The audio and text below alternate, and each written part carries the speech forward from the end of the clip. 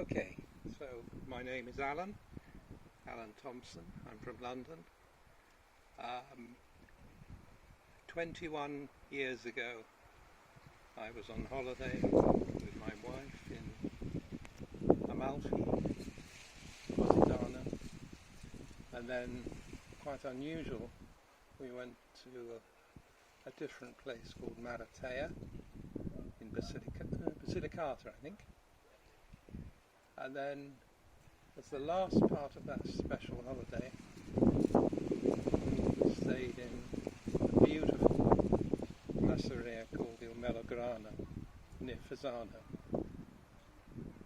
And we started travelling in Valle d'Itria, and we saw the trulli. This was in the summer. I think it's the year before my father died. So I had a little money, and we liked the trulli. We thought it was a nice idea. And came back in October, found an estate agent who took us to different places, different trulli. This one was nice because it was immediately possible to use it. We already had 2 bathrooms, kitchen. Not much, but even the sink was removed. But we bought it, I remember, because it's a difficult word for me to say in Italian, 1999, in December, that year, 1999. And then the following year, we used it, and we bought another house in England then, so it was a busy time, and my little daughter was born. So she's been coming here since 3 months old. But did you see my little daughter? She's now 19. She was here 3 weeks ago. We love the trullo rather. And what was the situation here? It was quiet. No English people. I think there was another English couple nearby. None of the restaurants would speak any English. I didn't speak any Italian, but then soon I was in, as you would say, in pensione, so I went to classes to learn Italian, so that I could at least read the menu, talk to, no, I still can't talk to the plumber, dialect, it's possible, but it was different. I mean, Cittadina, Martina Franca, Locca Rotonda, they were beautiful places still, they still are. Centro Storico's not changed. But just here, better restaurants. Fantastic. I mean, the restaurants every year get better. There's one in Cittadina now, Sant'Anna. I've been going all the time, which I think if he chose, he could have a Michelin star. It's that good. And there's a little bit further away, Celia, where there are restaurants with Michelin stars. Incredible. I mean, we just love it here, and I've been able to, because I was in pensione so young,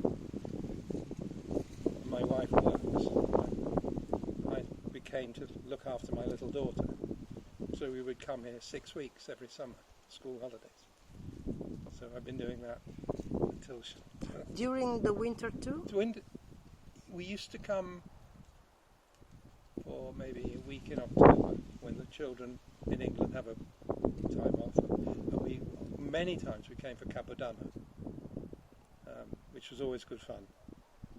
But once my child was maybe 12, that's not so much fun. What do you think about the life in the trullo? The Asian life in the trullo and the contemporary life? It's not a... It's a bit of a fairy story. It's not for real. You can't live in this 12 months a year. It's too expensive. The heating is so expensive in the winter. It's cool in the summer. It takes a long time to get hot. It takes a long time to get cold. But when it's cold, it's cold. You come in the winter, I can't remember. No. See, I still do. I will be here in December for 5 days. I try to come ogni 2 mesi, just because I like to see it. And I love to be the only person in Cittadino eating. And now something is different from the beginning here. The truly the same. I think it's a lot. The region is definitely more rich. Again, Valley Ditri, I don't think is typical of Puglia. If you go to the wrong end of Brindisi or Bari, it's still a lot of poverty. But Valley Ditri, I don't think it's changed much at all in 20 years. All I'd say is that there are not so many Alpes, because the younger people won't drive them. But the agriculture seems to be just the same. The traditions are the same. The foods, there is still all the traditional food. I mean, okay, there's new food as well. Sant'Anna now sells sashimi and sushi, which, no thanks. Why? Because Italian people like it. My good friend here, he can't believe it. Where I live in London, I can walk 300 metres and I can have a Thai meal, a French meal, an English meal, a pizza, fish and chips. You know, here, the one thing I want when I go home is an Indian food, in a curry, something spicy. Food here doesn't really change.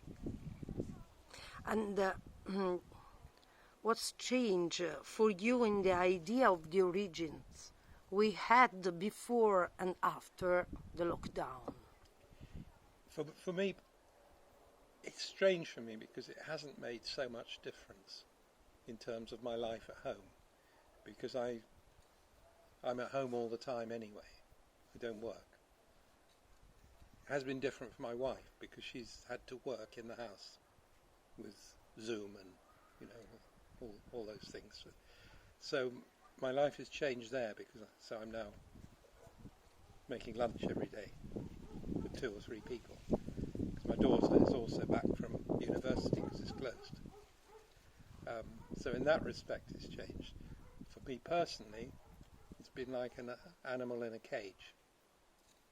I normally travel. I go to New Zealand and Australia because I have other children there. This year I managed to get there, but I had to leave after 3 days because of lockdown.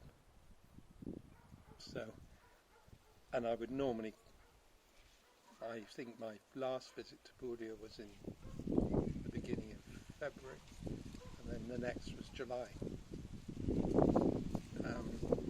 For me at home, the biggest difference was I think I know the names of every road within 2 kilometres of me now, because I've walked and walked to get exercise.